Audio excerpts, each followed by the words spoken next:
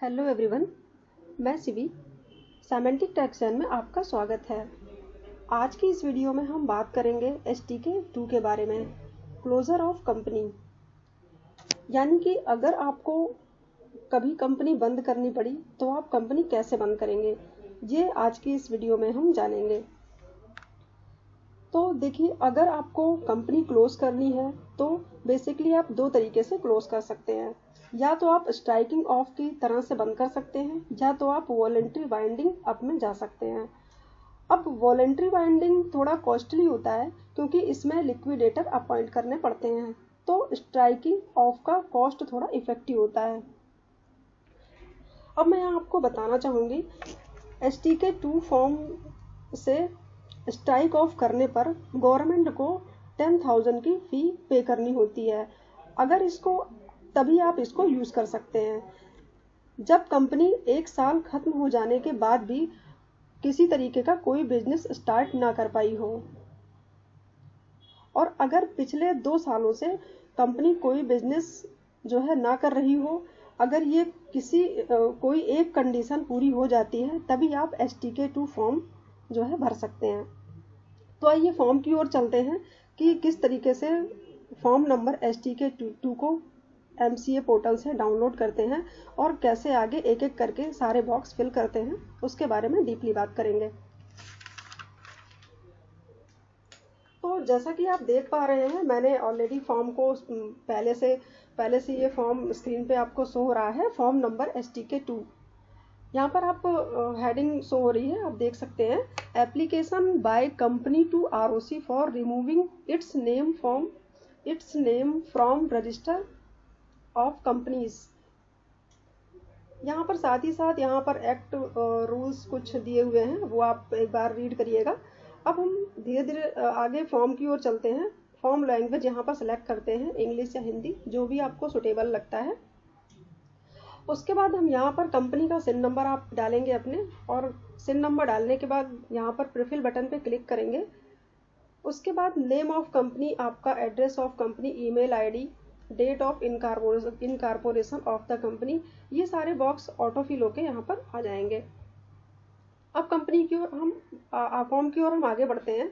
अब यहाँ पर ये पूछ रहा है कि weather the company of listed और नॉट, तो यहाँ पर आप सेलेक्ट कर सकते हैं, अगर आपकी कंपनी लिस्टेड है या लिस्टेड नहीं है तो आप यहाँ पर येस नो आप अपने तरीके से सिलेक्ट कर सकते हैं। नेक्स्ट आपका whether the company has been delisted, यहाँ पर भी आप whether special resolution is passed for removal of name, यहाँ पर आपने कोई स्पेशल रेजुलेशन अगर पास किया है तो आप येस करिए। जैसे ही आप येस करते हैं तो यहाँ पर आपको एक बॉक्स ओपन होकर आएगा। आपने जो रेजुलेशन की आपकी डेट, जिस डेट में आपकी रेजुलेशन पास हुई है, आप वहाँ पर उस बॉक्स में वो डेट एंटर करेंगे।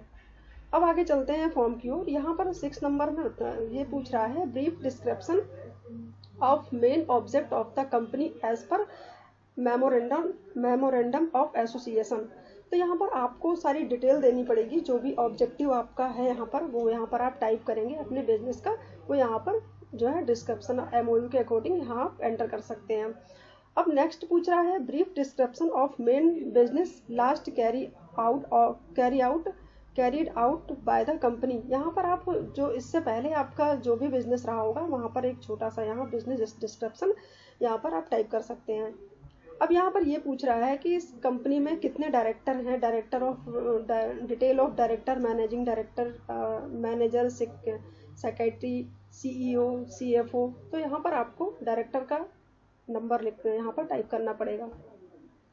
अब आगे चलते हैं, यहाँ पर देखते हैं जितने भी आपके डायरेक्टर हैं कंपनी में, वहाँ पर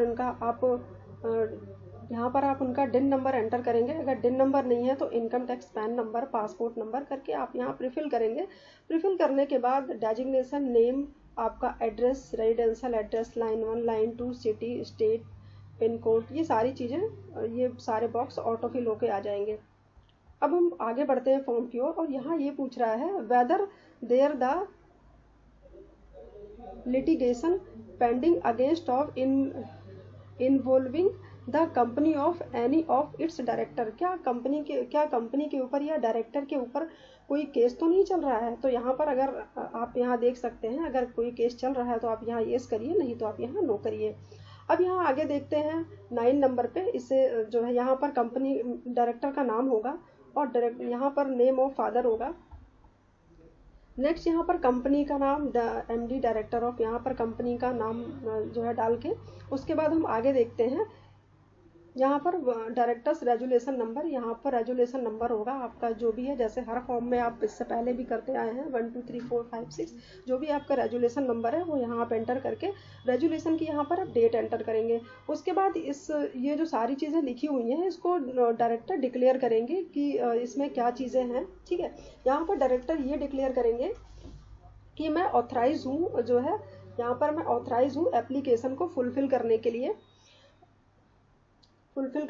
कोई भी पब्लिक डिपॉजिट आउटस्टैंडिंग नहीं है, हमने कोई डिले नहीं किया है, हमने सारी चीज़ें जो है टाइम पर अपना टैक्स अपना सारी चीज़ें हमने जमा कर रखी है, हमने सारे जो है सेटल कर रखे हैं, कोई भी हमारी आउटस्टैंडिंग नहीं है, हमने सारे जो है रीपेमेंट ऑफ इंटरेस्ट ये सारी चीज़ें हमने दे रखी है। The company does not have any outstanding, कोई लोन हमारा नहीं है सिक्योर्ड या अनसिक्योर्ड, कोई भी लोन हमारा कंपनी में नहीं चल रहा है। यहाँ पर कोई टैक्स की लायबिलिटी कोई कुछ भी मतलब हमारा पेंडिंग नहीं है। हमने जो है सारी जो ड्यूज पेमेंट वगैरह है सारी चीज़ें हमने दे रखी है, ठीक है। तो इसमें सारी चीज़ें ब्रीफली आपको यहाँ पर डिस्क्रिप्शन आपको देना पड़ेगा, यहाँ पर आपको सारी चीज़ें डायरेक्टर को डिक्लेयर करना पड़ेगा कि हमने जो भी फीस वगैरह थी सारी हमने पे कर रखी है।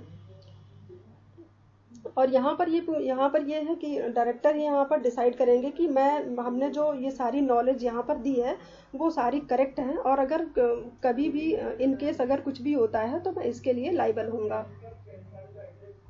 अब फॉर्म की ओर आगे बढ़ते हैं, अटैचमेंट की ओर, जिसमें जो भी सारे अटैचमेंट हैं वो काफ़ी मैंडेटरी हैं। मैं एक एक अटैचमेंट आपको ब्रीफली बताऊंगी कि किस तरीके से कौन से अटैचमेंट आपने अटैच किया।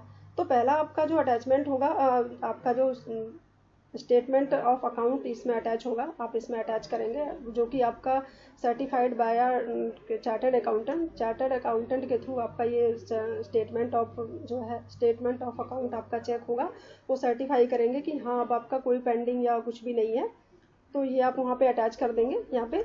और नेक्स्ट आपका copy of board resolution authorising the filing of this application, यहाँ पर आप जो बोर्ड रेजुलेशन यहाँ पर अटैच करेंगे वो भी कंपनी के लेटर हेड पर होगा, वो भी आप यहाँ अटैच कर सकते हैं। Company of special resolution passed of companies consent obtained under subsection 2 of section 248 as applicable, यहाँ पर आपका स्पेशल रेजुलेशन जो अटैच होगा वो भी डायरेक्टर के थ्रू पास होता है, जिसमें कि 75% शेयर होल्डर की अनुमति होती है कि वो सारी चीज़ें एक बार क्लियर करते हैं, तो यहाँ पर वो अटैच आप कर सकते हैं। यहाँ पर जो है STK 3 आप अटैच करेंगे,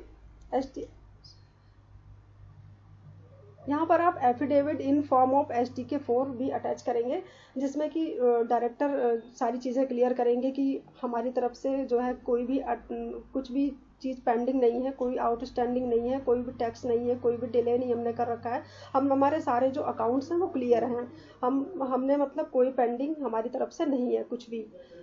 अब फाइनली मैं आपको बताना चाहूँगी अदर अटैचमेंट में आप कुछ भी जो भी आप चाहते हैं कि आपको लगता है कि अटैचमेंट कर सकते हैं, ऑप्शनल में अटैच करना आप चाहें तो इसे अटैच कर सकते हैं। आप जितने भी अटैचमेंट करेंगे वो सारे अटैचमेंट इस बॉक्स में आपको शो करेगा। अब फाइनली चलते हैं हम यहाँ पर डेजिग्नेशन यहाँ डालते हैं, यहाँ पर डायरेक्टर, मैनेजिंग डायरेक्टर, फिर उनका जो है मेंबरशिप नंबर या डिन नंबर यहाँ डाल देते हैं। अब सर्टिफाई इससे आप किससे आप करा सकते हैं जो कि होल टाइम प्रैक्टिस में हो, उनसे आप जो है यहाँ पर सर्टिफाई करवा सकते हैं इस फॉर्म को। अगर वो एसोसिएट है तो एसोसिएट, फेलो हो तो फेलो, उनका मेंबरशिप नंबर डालना पड़ेगा आपको जो सर्टिफाई करेंगे। उसके बाद यहाँ पर उनका डिजिटल सिग्नेचर आपको लगाना पड़ेगा। डिजिटल सिग्नेचर लगाने के बाद आपको यहाँ पर डायरेक्टर का भी डिजिटल सिग्नेचर आपको यहाँ लगाना पड़ेगा। उसके बाद इस फॉर्म को प्री स्क्रूटनी चेक फॉर्म करते हैं। चेक फॉर्म करने के बाद अगर फॉर्म में कहीं कोई मिस्टेक कर रखी है तो आप दोबारा आपको एरर शो करेगा कि आपने यहाँ पर एरर कर रखी है, दोबारा से उसे हम सही करके फॉर्म को प्री स्क्रूटनी करते हैं।